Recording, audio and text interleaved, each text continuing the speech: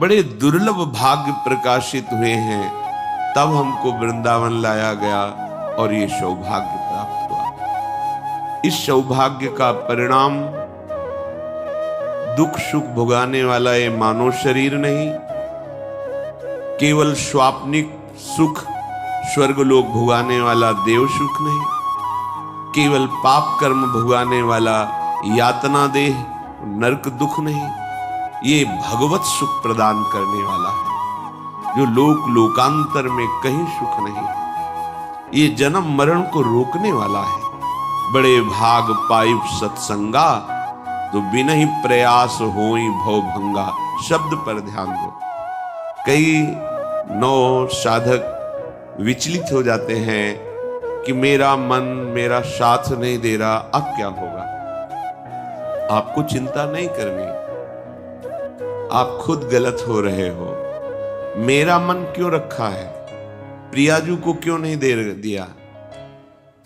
बहुत प्रयास करने पर भी जब सफलता नहीं हाथ लगती है तो उसे हार कहते हैं, और हार तभी सार्थक है जब वो प्रियाजू के चरणों में समर्पित कर दी जाए।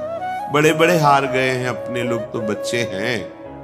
गोस्वामी तुलसीदास जी कह रहे हैं, हौ हार्यो कर जतन विविध विधि अतिशय प्रबल अजय, तुलसीदास बस होए तबहि जब प्रभु पेरक बरजय। तो दे दो ना उनको मन, फिर चिंता क्यों करते हो। अगर मन प्रभु के हवाले कर दो, वो ठीक कर लेंगे। उनको कोई मेहनत नहीं पड़ेगी ठीक करने में, वो अपने जन्म के जन्म व्यतीत होते जा रहे हैं। मन को आज तक हम राजी नहीं कर पाए। बहुत किया मनमानी, अब मन को हमारे गुरुदेव के वचनों के अनुसार चलना होगा। अब मन को शास्त्र सम्मत आचरण करने होंगे। आप थोड़ा मन से हटिए। मन में जो एक तदात्म भाव ले बैठे हो, यही तुम्हारी दुर्गति का कारण हो रहा है। तुम मन नहीं हो, तुम्हारा एक यंत्र है मन। तुम थोड़ा अलग हट करके देखिए, फिर ये डर जाएगा। आप तदात्म हो रहे हैं, इसीलिए आप इस पर विजय प्राप्त नहीं कर पा रहे। थोड़ा हटिए, हट करके निर्णय कीजिए। यदि ये गलत आचरण का हमें प्रेरणा सलाह दे रहा है, संकल्प बना रहा है, तो इसको विरोध में हो जाइए। नहीं मानना, ये कुछ नहीं कर पाएगा आपका। ये केवल जलाएगा किसको, अपने को। वो आपको नहीं, आप तक इसकी आंच नहीं पहुंच सकती। शास्त्र जिभ्याओं वाले भगवान शेष जी जिनका यश गान करते हैं, आप उन भगवान के अंश हैं। आपको ये काम आदि विकार स्पर्श न किए हैं, कभी न कर सकते हैं। ये मन पर हावी होते हैं, और मन को आपने अपना स्वरूप मान रखा है, इसलिए आपसे दुराचार बन जाता है, पापाचार बन जाता है। यदि इस जन्म में परमानंद की अनुभूति करनी है तो यज्ञार्थात् कर्मणोऽन्यत्र लोकोऽयं कर्म बन्धनः, तदर्थं कर्म कौन्तेय मुक्त संगः समाचर। यज्ञार्थ माने होता है भगवत प्रीत्यर्थ, प्रभु के लिए कर्म करना। प्रभु के लिए कौन से कर्म करना? स्वकर्मणा, जो तुम्हें कर्म मिला है उसे धर्म के अनुसार करो, भगवत समर्पित कर दो, वो यज्ञ हो जाएगा। उसका फल मिलेगा तुम्हें आनंद, भगवत प्राप्ति, महासुख। कर्म वही है, पर जब अहंकार से प्रेरित होकर अपने लिए करते हो सुसुख वांछा, तो उसमें अधर्म वृत्ति बढ़ जाती है। अधर्म वृत्ति निश्चित आपको भोगना पड़ेगा। यदि भगवान की शरण में हो जाओ, अबलो नशानी अबना नशई हो, वो कृपा करे तो सब क्षमा हो जाए। वो कह रहे कि हम तो हम सर्वपापेभ्यो मोक्षयिष्यामि मा शुचा। नहीं तो आपका जो कर्म प्रकाशित नहीं हुआ है और आपने पाप कर्म किया, वो गुप्त है, वो नष्ट नहीं हुआ, वो भयंकर रूप रख के तैयार है, अपने समय पे तुम्हें नष्ट कर देगा। एक 45-50 वर्ष की अवस्था के थे। अब उनको ज्ञान हुआ कि हमारे द्वारा बहुत अधर्म हुए हैं, अब सब छोड़ो, अब सत् कार्यों में लगो। तो उनके सामने एक स्वर्णकार का मकान था। वो बहुत ही कपटपूर्ण व्यवहार करता था। भोले भाले लोगों को असली स्वर्ण लेकर के, केवल स्वर्ण का लेप करके अलंकार बेचता। अगर कोई जानता तो कुछ राज कर्मचारियों को अपने लेद के अधीन किए हुए था और उसको कुछ नहीं होता। तो जो राज कर्मचारी उसके रहस्य को जानते थे वो रात में ड्यूटी देते थे।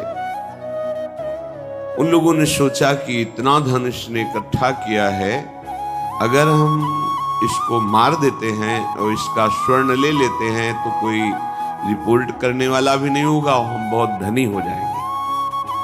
अधर्माचरण करने वाला कभी सुखी नहीं हो सकता। स्वर्णकार अधर्म आचरण कर रहा था, तो उसके अधर्म आचरण में सम्मिलित होने वाले राज कर्मचारियों ने उसे मार दिया। उसका स्वर्ण ले लिया, धन ले लिया और उसे बॉक्स में बंद करके वो निकल ही रहे थे कि वो जो धर्म पे चलना ठाना था उन्होंने देख लिया। बाहर निकले, उनका ये क्या है? अब वो तो फंस गए, क्योंकि बॉक्स में उसकी लाश थी और सब बैग झोला में स्वर्णाभूषण धन था। उन्होंने तुरंत उसको कहा, आवाज मत दीजिएगा, देखो हम तुम्हें हिस्सा दे देंगे। ये जो धन हमारे पास है इसको हम 3 हिस्से में बांट लेंगे और इसको हम नष्ट कर देते हैं, कोई जानेगा नहीं, अब राज कर्मचारी हैं, किसी तरह का फसाव नहीं होगा। उन्होंने कहा, ये मैं अधर्म का कार्य नहीं कर सकता, मैं तो अब हल्ला मचाऊंगा, सबको बुलाऊंगा और बताऊंगा कि तुमने इसकी हत्या की है और इसका धन अपहरण कर रहे थे। अब राज कर्मचारी, उन्होंने सोचा हमारी ड्यूटी भी जाएगी, धन भी जाएगा, सजा भी मिलेगी। दोनों ने इशारे में ही बात कर ली और हल्ला मचा के दौड़ पाए, पकड़ो इसे, पकड़ो, जाने न पाए। उसे पकड़ लिया, लोग इकट्ठा हुए, क्या हुआ? देखो ये धन अपहरण करके जा रहा था, इसकी हत्या कर दी। तो हम लोग गश्त लगा रहे थे तो हमें शंका हुई, आए तो देखा ये पकड़ा गया। जो धर्म से चल रहा था उसको पकड़ लिया। अब तो प्रमाण, राजकर्मचारी खुद गवाही देने के लिए तैयार, उसे बंद किया गया, मुकदमा हुआ। वो बार बार जज के सामने यही कहता था, जिसकी कसम खवाओ हम कसम खा लेते हैं, हमने बिल्कुल ये कार्य नहीं किया, ये लोग ये कार्य कर रहे थे, हमने इनको रोका तो इन्होंने मुझे साझेदारी के लिए, पर मैंने वो स्वीकार नहीं किया तो फिर इन्होंने ऐसा किया। पर उसकी कौन बात माने? राज कर्मचारी गवाही, मुकदमा लंबा खिंचा, उसे जेल में रखा गया। हर बार आके वो यही प्रार्थना करता, कई वर्ष तक चलता रहता मुकदमा, जेल का उसे बड़ा कष्ट भोगना पड़ता। वो विचार करता कि मैं अगर हिस्सा ले लेता तो बच जाता, लेकिन धर्म से चल रहा था तो देखो मुझे कष्ट भोगना पड़ा। मुझे लगता है भगवान के दरबार में न्याय नहीं है, धर्म रक्षा नहीं करता, ऐसा लगता है। एक दिन आया और रो करके यही बात कही जज के सामने कि मुझे लगता है भगवान नहीं है, क्योंकि मैं बार बार सत्य को साक्षी करके कहता हूं कि मैंने ये कर्म नहीं किया और मुझे दंड दिया जा रहा है, मुझे क्लेश दिया जा रहा है धर्म से चलने के कारण। अगर मैं सम्मिलित हो जाता तो मुझे तीसरा हिस्सा मिलता और बिल्कुल बात शांत होती। ये क्या धर्म है, कहां भगवान है? जज ने इस पर गौर किया। कई वर्ष वो जेल भोगता रहा, मुकदमा चलता रहा। तब जज ने गौर किया कि बार बार ये कहता है इसकी जांच की जाए, तो हत्याकांड होते ही रहते हैं। एक शव आया वहां, जज ने मंगवाया था, जो पोस्टमार्टम के लिए जाता, मंगवाया और कहा देखो इसका कोई नहीं है, अंतिम संस्कार के लिए अपने ही लोगों को जाना है। तो 2 कर्मचारी जो थे सरकारी, जो स्वर्ण चोरी में सम्मिलित थे, उनको और उसको, कहा कि बस तुम थोड़ी देर नदी के किनारे बैठे रहना, हम और लोगों को लेकर के आते हैं। और एक आदमी को छुपा के बैठा लिया और राज कर्मचारी नदी के किनारे शव को लेकर बैठे। उसको देखा जिसको बहुत कष्ट दिया जा रहा था, सारा आरोप उसके ऊपर था, जो धर्म से चल रहा था। उसे कहा माना नहीं ना, अगर मान लेता तो तीसरा हिस्सा भी मिल जाता, बात वहीं खत्म हो जाती है। देखा, फंसा दिया, तेरे को आजीवन कारावास मिलेगा, कोई नहीं बचा सकता तेरे को। मेरी बात नहीं मानी, कह रहा था हल्ला मचाऊंगा, ऐसा वैसा, अब भोग। तो जज के द्वारा जो एकांत में बैठाला हुआ आदमी था, उसने पूरी बात सुनी, इसीलिए नाटक रचा गया था। तीनों को बुलाया और कहा तुम निर्दोष हो उस धर्मात्मा से, स्वयं इनकी आवाज से हमने सुना, ये कह रहे थे जो तुम बात कह रहे थे। तो उसने कहा कि ये तो ठीक है, अब निर्णय ठीक कर दिया, लेकिन आप कई वर्षों से मैं दंड भोग रहा था, ये कौन सा न्याय है? किस अपराध के कारण? मैं तो धर्म से चल रहा था, इसमें किंचन मात्र मेरा कोई अपराध नहीं था, कि कई वर्ष से मैं सजा क्यों भोग रहा था? बार बार प्रताड़ना, नाना प्रकार के कष्ट क्यों भोगा मैं? जज ने कहा तुम हृदय को साक्षी करके बताओ, क्या कोई ऐसा अपराध किया है जिसका प्रकाश ना हुआ हो और तुम्हें दंड ना मिला हो? हम अब उसका कोई दंड थोड़ी तुम्हें देंगे, लेकिन तुम्हारे अंदर जो भगवान के प्रति आरोप है उसका निराकरण हो जाएगा। उसने कहा हाँ, यौवन अवस्था में मैंने किसी स्त्री को ऐसा ऐसा, और वो विरोध करने पर भी उसे मार दिया और आज तक बात कोई प्रकाशित नहीं हुई। तो बोले फिर भगवान को क्यों दोष देते हो? वो कर्म तुम्हारा दंड अगर मिल जाता तो नष्ट हो जाता, वो कर्म सुरक्षित है, उसी कर्म ने तुम्हें यहां अधर्म ना होने पर भी फंसाया और देखो तुम्हें भोगना पड़ा। तो निश्चित समझो, यदि आप अधर्म के द्वारा कोई भी सुख साधन करेंगे तो आप नष्ट होंगे। अधर्म के द्वारा आप धन आदि छीनना चाहेंगे तो आप नष्ट होंगे। अधर्म कर दिया है और उसका प्रायश्चित नहीं हुआ तो वो कर्म सुरक्षित है। ऐसी जगह फंसाएगा जहां 100% आपने कोई अपराध नहीं किया पर आपको उसका दंड भोगना पड़ेगा। फिर आपको लगेगा कि न्याय में अन्याय हो रहा है, कोई भगवान नहीं है। देखो मैंने बिल्कुल कसम खा के कहता हूं पाप नहीं किया, पर ये पाप का जो आरोप लगा वो पूर्व पाप आकर के तुम्हें दंडित कर रहा है। अब इस कर्म विधान को ये बहिर्मुख लोग क्या जानते हैं? तभी कहते हैं अरे कहां भगवान, कैसे भगवान? आज तुम धर्म से चल रहे हो, लेकिन कल तुमने जो कर्म किया तो तुम शरणागत होकर भजन के द्वारा उसको नष्ट नहीं किया ना, तो सुरक्षित है। अवश्य में भोक्तव्यम कृतम कर्म शुभाशुभम। इसलिए श्री भगवान आदेश कर रहे हैं यज्ञार्थात् कर्मणोन्यत्र लोकोयम कर्म बंधनः तदर्थम कर्म कौन्ते मुक्त संगः समाचर। मुक्त हो जाओगे, न काम तुम्हें अधीन कर पाएगा, न पाप अधीन कर पाएगा, परमानंद में डूब जाओगे। केवल प्रभु के लिए कर्म करो। ये अगरबत्ती, धूपबत्ती, आरती, पूजा, प्रभु को अपना नहीं माना तो ये थोड़ा शुभ कर्म बन गया, बस ये तुम्हारा प्रायश्चित नहीं होगा। जो तुमने अधर्माचरण के अगरबत्ती धूपबत्ती से खत्म होने वाले नहीं है, उनके लिए तुम्हें नाम जप करना पड़ेगा, नाम कीर्तन करना पड़ेगा। नाम कीर्तनम यस्य सर्व पाप प्रणाशनम, समस्त पापों का नाश करने में समर्थ है। राधा राधा राधा, कृष्ण कृष्ण कृष्ण, गोविंद गोविंद गोविंद। भगवन नाम, अगर भगवन नाम का आप निरंतर जप करने लगे तो आप स्वयं तर जाएंगे और लोगों को तार देंगे। मम भक्तियुक्तो भुवनम पुनात् सतरति सतरति सा लोकान तारयति। जो भी कर्म कर रहे हो वो भगवान के लिए भावना करो, उस कर्म को भगवान को समर्पित करो, तो तुमसे पापाचरण नहीं होगा।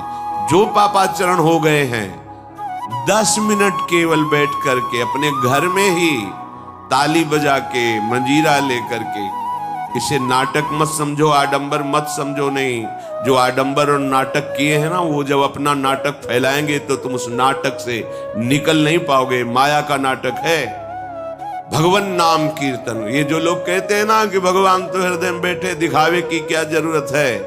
अगर इतना बोध हो चुका है भगवान हृदय में बैठे, तब तो आप सिद्ध हो गए। केवल वाणी से बोल रहे हो, मन मानी आचरण कर रहे हो, दुर्गति को प्राप्त हो रहे हो, तो है ना सबके हृदय अछत अविकारी, पर सकल जीव जग दीन दुखारी। सबके हृदय में बैठा है, पर दुर्दशा रोक रहा है क्या वो? क्यों? क्योंकि तुम केवल बातों से कहते हो सबके हृदय में बैठा है। ऐसा अनुभव किया? अगर ऐसा अनुभव किया तो बेविचार किसके साथ करते हो, चोरी किसकी करते हो, हिंसा की, कपट किससे, द्वेष किससे? बस केवल बातों से बात नहीं बनती। ये कर्म बातों से नष्ट नहीं होता, इसके लिए अनुष्ठान करना होगा नाम का। चाहे जैसी परिस्थिति हो, चाहे जो हो, जैसे भी हो, तुम्हारा मंगल होगा। अहोबत स्वपचतो गरियान यज्जिभ्यागे वर्तते नाम तुभ्यम। वो नीच आचरण करने वाला, अभक्ष पदार्थ खाने वाला भी यदि भगवान नाम उच्चारण करता है तो परम पावन हो जाता। अहो, आश्चर्य की बात!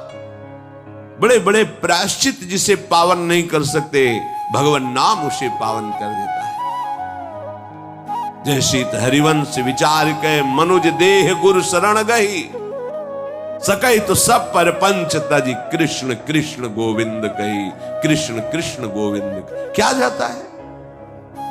हम तो ये नहीं कह रहे कि तुम नहा के जपो, तुम ऐसा को, जैसे हो, जहां हो, गोविंद गोविंद, राधा राधा राधा वल्लभ श्री हरिवंश, तुम पावन हो जाओगे प्यारे।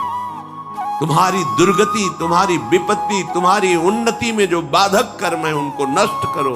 किसी से भीख मांगने की जरूरत नहीं, कृपा की। अगर नाम जप नहीं तो कहीं भी भाग के चले जाओ, देख लो तुम्हें क्या मिलता है। नाम जप करो, तुम स्वयं देने वाले बन जाओगे। मांगना मिट जाएगा जन्म जन्म का। विश्वास करो, जैसे भी हो। नहीं छोड़ पा रहे गंदी बातें, शुरू करो। नाम को तो अंदर लाओ, वो तुम्हें इतनी सामर्थ्य देगा, सब छूट जाएगा, सब छूट जाएगा। विश्वास करो। आज तक जितने बड़े बड़े ऊंचाई के पद पर पहुंचे हुए महात्मा हैं, सबके मूल में नाम पाया गया। निरंतर नाम जप, निरंतर अभ्यास करने से होता है। विश्वास करो, इसके बराबर न तीर्थयाटन है, न कोई अन्य साधन है। नाम कलयुग केवल नाम आधारा, सुमिर सुमिर नर उतर ही पारा। जिसने नाम का आश्रय ले लिया महासुखी हो गया। पर जब तक तुम्हारे पाप कर्म भस्म नहीं होते, तब तक तुम्हें आनंद नहीं मिलेगा। इसलिए विश्वास करके दीर्घ काल तक सम्मान पूर्वक, आदर पूर्वक हृदय में नाम जप करो। जब पाप वासनाएं नष्ट हो जाएंगी, पाप प्रवृत्ति नष्ट हो जाएगी, तब आनंद की धारा, तुम्हें कोई भी विपत्ति, कोई भी संकट परास्त नहीं कर पाएगा। प्रश्न होता है कि हम बहुत प्रयास करते हैं पर सफलता नहीं मिलती। प्रयास को कहते हैं पुरुषार्थ, और सफलता नहीं मिली उसको कहते हैं प्रारब्ध। कभी कभी प्रारब्ध बहुत जोर का होता है, जो बड़े बड़े ऋषि मुनियों के ऊपर भी हावी हो जाता है। पर पुरुषार्थ व्यर्थ नहीं जाता। यदि वो सत है तो तुम्हारा पुरुषार्थ भी तो असत है। अगर राधा राधा बीच में बोलते रहो और प्रभु की भावना कर लो कि 8 घंटे से जो काम कर रहा हूं वो समय और वो कार्य दोनों प्रभु को समर्पित करते हैं, अब ये सत्य पुरुषार्थ हो गया।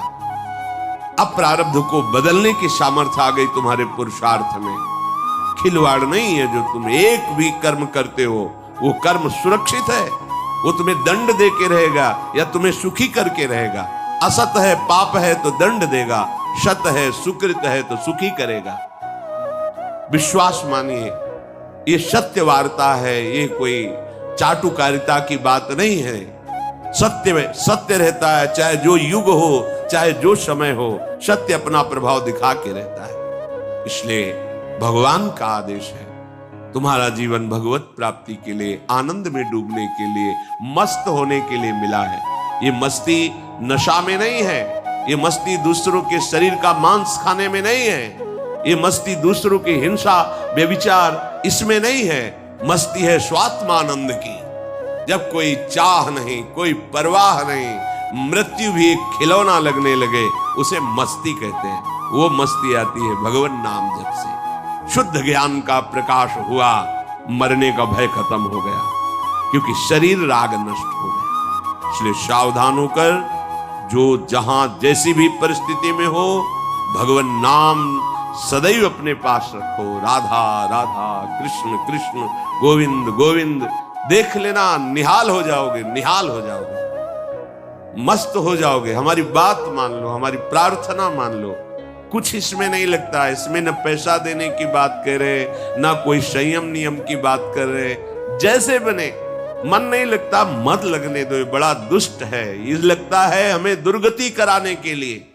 अगर इसकी हां में हां मिलाओगे तो ऐसे निंदनीय कर्म कराता है, घृणा होती है अपने मन से। देखो ना, झांक के देखो ना मन को, कभी ये तृप्त नहीं हुआ। वही गंदी बात, वही गंदा चिंतन, वही गंदे आचरण की प्रेरणा। इस दुष्ट को मित्र मानते हो, ऐसे मन को? जो हमारा खास दुश्मन है वो मन है। वासनाओं में फंसा हुआ, वासनाओं की प्रेरणा करने वाला दुश्मन मन है। इस मन को डंडे से मारो। डंडा है हरिनाम। जितना जपोगे मन उतना ही सावधान रहेगा। कृष्ण कृष्ण, गोविंद गोविंद गोविंद, निरंतर रटन करो। राधा राधा राधा। क्या जाता है? जिह्वा से नाम उच्चारण कर रहे, शरीर से अच्छे कर्म कर रहे हैं, विचार अपने आप पावन होने लगेंगे। विचार पावन हुआ तो महात्मा हो गया, चाहे वो गृहस्थ हो, चाहे वो विरक्त हो।